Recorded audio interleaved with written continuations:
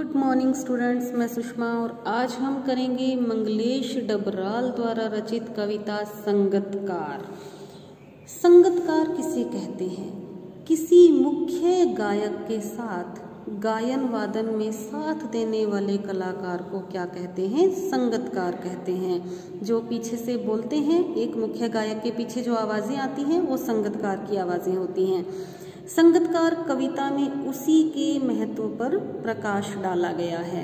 नाटकों, फिल्मों, संगीत तथा नृत्य के क्षेत्र में तो संगतकार होता ही है, किंतु समाज और इतिहास में भी ऐसे लोग मिलते हैं जो नायक की सफलता में योगदान करते हैं।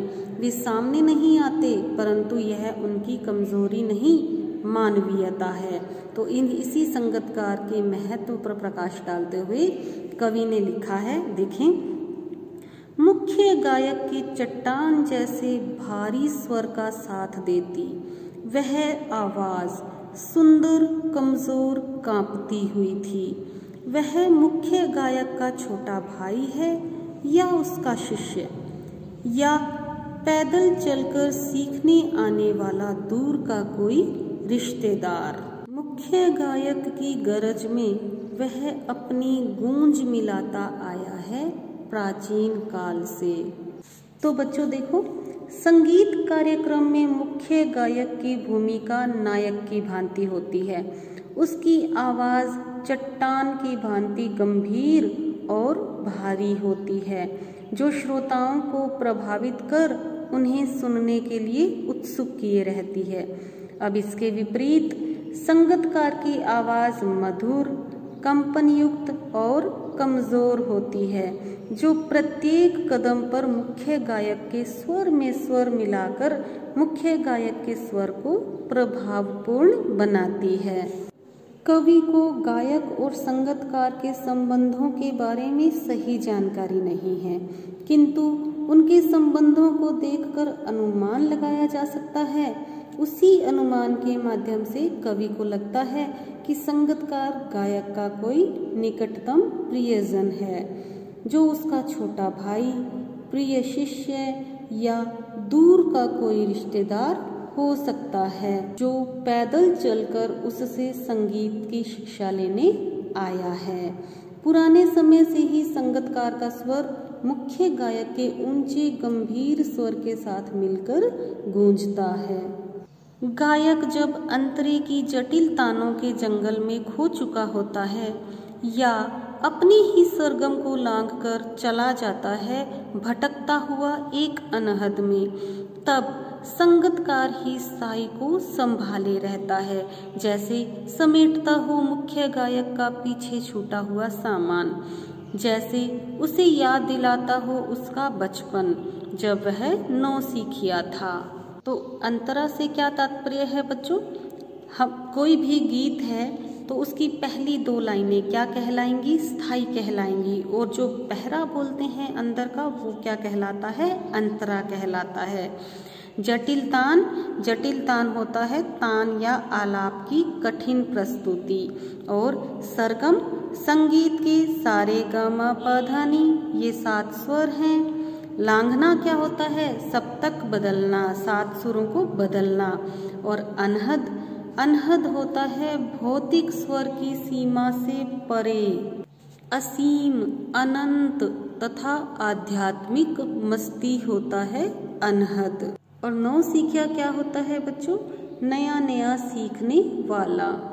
इसका भावार्थ है जब गायक गीत के अगले चरणों को गाता है और आलाप तथा तानों के कौशल को प्रदर्शित करते हुए अपने सप्तक की सीमा को लांघ जाता है और अनहद नाद से एकाकार होने लगता है तथा मूल स्वर से क्या हो जाता है? दूर चला जाता है। जब मुख्य गायक का स्वर भटकने लगता है या अनहद की स्थिति उत्पन्न होने पर स्वर लड़खड़ा जाता है, ऐसी स्थिति होने पर संगतकार ही राग के स्थायी भावों को संभाले रखता है। ऐसा करके वह मुख्य संगतकार उसे स्थायी पंक्ति का स्मरण कराता है, जैसे वह गायक के पीछे छूट गए सामान को संभाल रहा हो उसका स्वर गायक को उसके बचपन के दिनों का स्मरण कराता है, जब वह संगीत को नया नया सीख रहा था और मुख्य स्वर से भटक जाया करता था। संगतकार कविता की इन पंक्तियों में कवि ने अंतरे को जटिल तानों का जंगल माना है। कभी कभी गायक अंतरे की जटिल तानों में खो जाता है तो उसके सुर में भटकाव की स्थिति उत्पन्न हो सकती है। ऐसे में संगतकार ही गीत के स्थायी भाव को संभालता है। तार सप्तक में जब बैठने लगता है उसका गला, प्रेरणा साथ छोड़ती हुई, उत्साह अस्त होता हुआ, आवाज से राख जैसा कुछ गिरता हुआ, तभी मुख्य गायक को ढांढस बंधाता कहीं से चला आता है संगतकार का स्वर। तो बच्चों, तार सप्तक से क्या तात्पर्य है? ऊंचे स्वर में सरगम का प्रयोग करना। संगीत के 7 स्वर होते हैं जिसमें आवाज को ऊंचा और नीचा करके गाया जाता है। आवाज के आधार पर स्वरों को 3 सप्तकों में विभाजित किया गया है, मंद्र सप्तक, मध्य सप्तक और तार सप्तक। जब स्वर को मध्य सप्तक से ऊंचा किया जाता है तो उसे क्या कहते हैं? तार सप्तक कहते हैं। अस्त होता हुआ अर्थात समाप्त होता हुआ और राख जैसा कुछ गिरता हुआ, स्वर की तेजस्विता मंद होती हुई अर्थात बुझा हुआ स्वर। और ढांढस से तात्पर्य है सांत्वना देना। और राग किसे कहते हैं? संगीत की लय, ध्वनि आदि का एक विशिष्ट रूप और नाम होता है राग। जब गायक उच्च स्वर में गायन करता है तो कभी कभी गाते गाते उसका गला बैठने लगता है। इससे उसकी गाने की प्रेरणा और उत्साह समाप्त से होने लगते हैं। तेज स्वर मंद पड़ने लगता है और तब संगतकार का स्वर उसे अपार सांत्वना प्रदान करता है, उसके डूबे आत्मविश्वास को नवजीवन प्रदान करता है। मुख्य गायक को धैर्य धारण करने की सलाह संगतकार देता है, क्योंकि वह पीछे बैठकर लगातार गाता रहता है और स्थिति को संभाल लेता है। कभी कभी वह यूं ही दे देता है उसका साथ, यह बताने के लिए कि वह अकेला नहीं है और यह कि फिर से गाया जा सकता है गाया जा चुका राग। और उसकी आवाज में जो एक हिचक साफ सुनाई देती है या अपने स्वर को ऊंचा न उठाने की जो कोशिश है, उसे विफलता नहीं, उसकी मनुष्यता समझी जानी चाहिए। हिचक अर्थात संकोच या डर और विफलता अर्थात असफलता और मनुष्यता से तात्पर्य है मानवीय भावना। कभी कभी बिना कारण ही संगतकार गायक की संगत करता है, मानो उसे आश्वस्त कर रहा हो कि वह अपने को अकेला न समझे, वह उसके साथ है। वह गायक को विश्वास दिलाता है कि वह चाहे तो गाए जा चुके राग को फिर से गा सकता है। कवि कहता है कि संगतकार मुख्य गायक का साथ देते हुए अपने स्वर पर नियंत्रण रखता है। वह जानबूझकर अपना स्वर गायक के स्वर से ऊंचा नहीं उठने देता। वह एक सहायक की भूमिका में ही बने रहने का प्रयास करता है। यह संगतकार की असफलता या अयोग्यता नहीं, बल्कि उसकी मानवीयता का प्रमाण है।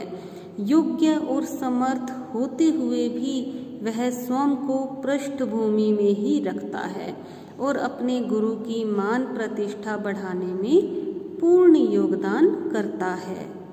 तो बच्चों, इस कविता से हमें क्या संदेश मिलता है कि जीवन के प्रत्येक क्षेत्र में महानता और सफलता पाने वाले लोगों के जीवन में भी ऐसे ही सहायक हुआ करते हैं।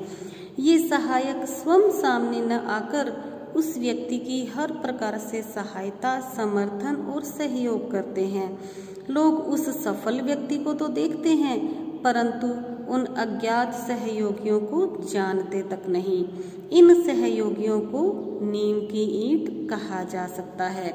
इनको समाज जानता नहीं है, उनको कभी यश और सम्मान भी नहीं मिलता।